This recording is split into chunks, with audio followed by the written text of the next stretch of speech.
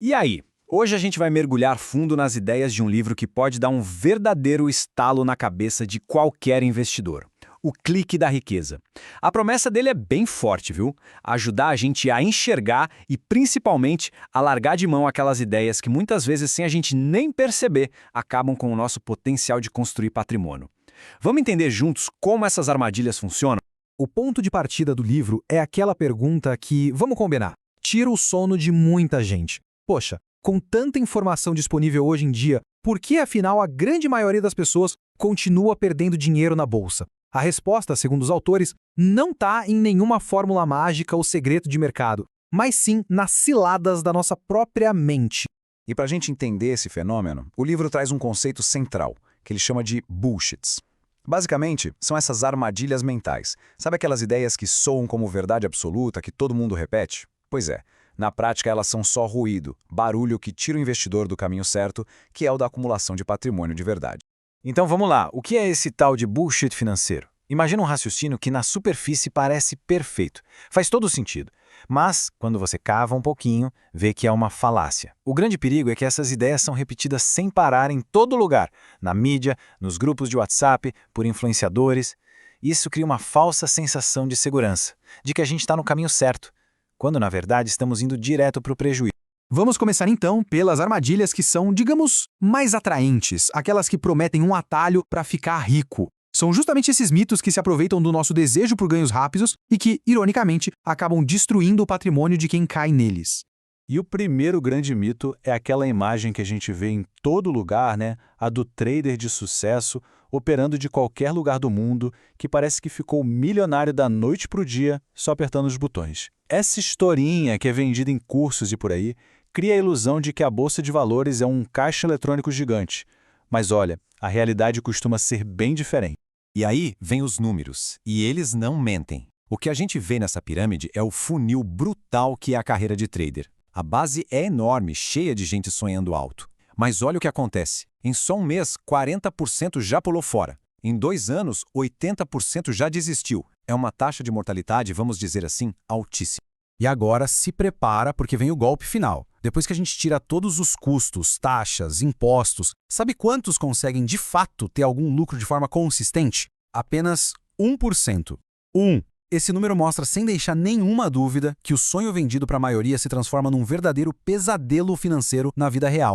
Beleza? Então se ficar comprando e vendendo o tempo todo é furada, que tal a outra estratégia? Aquela de esperar com toda a paciência do mundo pelo momento perfeito para comprar na baixa. O famoso market timing. Será que essa tática de tentar ser o vidente do mercado realmente funciona? Olha, esse gráfico aqui é simplesmente devastador. Ele mostra o preço altíssimo que se paga por tentar ser mais esperto que o mercado. Imagina só, um investimento que se ficasse parado o tempo todo teria um resultado final bem gordo. Agora, se o investidor, nessa tentativa de acertar o timing, ficou de fora e perdeu só os 5 melhores dias de alta, o resultado já despenca. E o mais chocante, se ele perdeu 50 melhores dias, o patrimônio final é quase nada. É um prejuízo gigantesco por tentar adivinhar. A conclusão que a gente tira disso pode até parecer estranha, mas é fundamental. O maior risco não é investir um dia antes de uma grande queda. O maior risco é ficar de fora do mercado, esperando o momento mágico e acabar perdendo aquelas altas que vêm do nada. São esses poucos dias de euforia que constroem a maior parte da riqueza no longo prazo.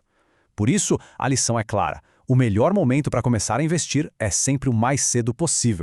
Vamos em frente. Agora, a gente vai desmontar alguns mitos que pegam em cheio quem se acha um investidor mais inteligente, sabe? Aquele que acredita que pode usar uns atalhos, umas métricas simples, para ganhar do mercado. E uma das armadilhas favoritas de quem se acha esperto é essa, a obsessão pelo tal do PL, o indicador de preço sobre lucro. A lógica parece perfeita, né? Vou achar uma empresa com PL baixo, porque isso quer dizer que a ação está barata. Só que, como a gente vai ver, essa é uma simplificação muito perigosa que ignora o que realmente importa, a qualidade do negócio por trás daquelas. E para isso não ficar só na teoria, olha esse exemplo real que ilustra tudo perfeitamente. De um lado a gente tem a OIBR. Num certo momento ela estava com um PL baixinho, de só 4. Parecia uma pechincha, né? Só que os lucros dela estavam despencando. Do outro lado a Ultrapar, com PL nas alturas de 74. Parecia cara demais, só que os lucros dela cresciam forte de forma constante. O resultado ao longo do tempo não deixa dúvida. o valor ganhou do preço. Quem investiu na empresa de qualidade, mesmo pagando um preço maior, foi quem construiu o patrimônio de verdade. Aos dividendos. Muita gente olha para eles como se fosse um prêmio, um dinheiro extra que a empresa te dá de presente. A ideia de receber um salário das ações é super atraente, mas a forma como isso funciona na prática é muitas vezes totalmente mal compreendida. E esse exemplo aqui mata a charada. Vamos seguir os números. A ação de uma empresa fechou o dia valendo R$ 24,16. Aí a empresa anuncia um dividendo de R$ 2,67. O que acontece no dia seguinte? O preço da ação na abertura do mercado é ajustado para baixo, para R$ 21,49. É exatamente o preço anterior, menos o valor do dividendo. Ou seja, o dinheiro não brotou do nada. Ele saiu do valor da ação e foi para o bolso do acionista. Não se criou riqueza, o dinheiro só trocou de lugar. Agora, chegamos numa das frases mais famosas e também mais mal utilizadas do mundo dos investimentos. Essa citação do Warren Buffett é usada o tempo todo por investidores pequenos para justificar concentrar todo o dinheiro em poucas ações, achando que estão seguindo os passos do mestre.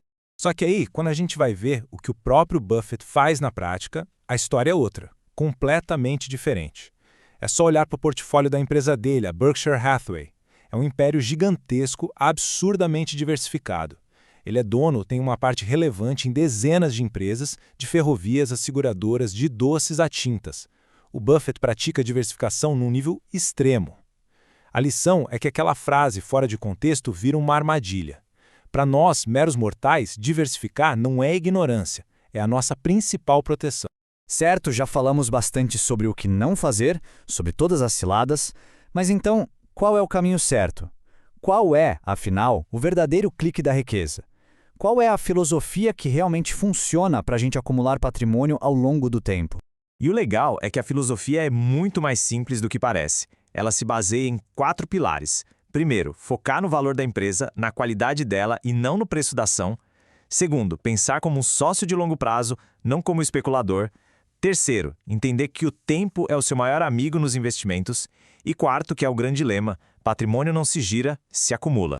E o grande motor que faz tudo isso funcionar é uma das forças mais poderosas do universo, os juros sobre juros. Como essa curva mostra, no começo o crescimento é lento, quase desanimador. Mas, com o passar dos anos, o dinheiro que já rendeu começa a render também. E o crescimento vira uma explosão. A curva decola. O grande segredo é ter paciência de atravessar essa fase inicial mais devagar. Isso não é só a teoria de livro, não. Olha esse exemplo real com as ações do Itaú. Para quem investiu e ficou lá quietinho, como sócio, por 23 anos, o retorno acumulado foi de mais de 18.000%. Olha o formato do gráfico, é idêntico à curva de juros compostos que a gente acabou de ver. Um começo lento, quase reto, e depois uma disparada vertical. Isso é o que acontece quando alguém vira sócio de um bom negócio e simplesmente deixa o tempo agir. No fim das contas, tudo se resume a essa frase, a esse mantra. Existe o caminho de girar o patrimônio, comprar, vender, tentar acertar o momento. Sempre correndo, mas sem sair do lugar e perdendo dinheiro com custos no meio do caminho, e existe o caminho de acumular. Cada aporte é um tijolo que você coloca no seu muro. Cada vez que você vende uma boa empresa para botar o lucro no bolso, você está, na verdade, tirando um tijolo desse muro. Por isso, lembre-se sempre, patrimônio não se gira, se acumula. E isso tudo nos leva a uma pergunta final para a gente refletir. Olhando para a nossa própria jornada com o dinheiro, vale a pena se perguntar: o caminho que eu estou seguindo hoje é o da construção, de empilhar valor com paciência? Ou eu estou preso no labirinto dos bullshits, correndo atrás de atalhos e do barulho do mercado? Toda essa nossa conversa de hoje foi inspirada nos conceitos do livro O Clique da Riqueza. É uma leitura que desafia a gente a ignorar todo esse ruído e a focar no que realmente constrói valor e, o que é mais importante, o que constrói tranquilidade financeira no longo prazo. Valeu por acompanhar essa análise.